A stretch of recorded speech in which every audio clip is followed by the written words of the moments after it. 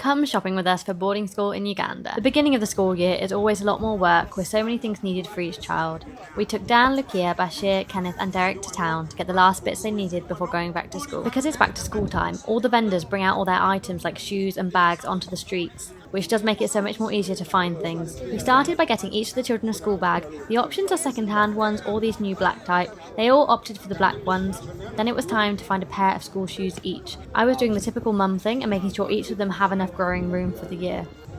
After we found good school shoes for each of them, we were then on the hunt for sports shoes too. And after we found them, we also got what we call bidiko here in Uganda, which are essentially Crocs or sliders. Then I always leave Josh to do the negotiating, which he was doing here. The prices of all the shoes varied, but each of them were approximately 45,000 Ugandan shillings, which is a bit less than 10 British pounds. Then we went into the market to get the kids a broom and a squeezer, which have to be given into the school, plus a bucket and a jerry can, which the kids use for bathing.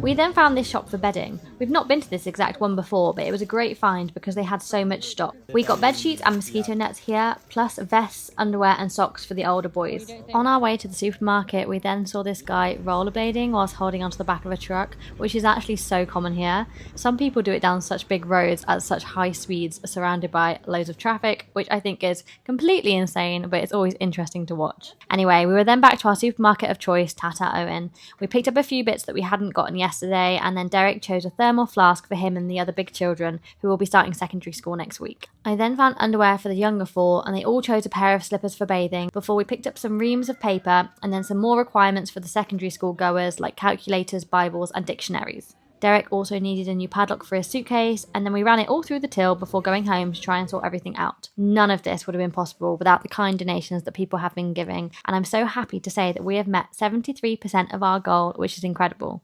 If you'd like to donate towards the education for these very deserving kids, we'd be so grateful, and the link to do so is in our bio. It took quite a while to divide everything up and make sure everyone had their things packed ready for school tomorrow, but we finally did it. And then Lukia came back from the salon with her lovely new hair.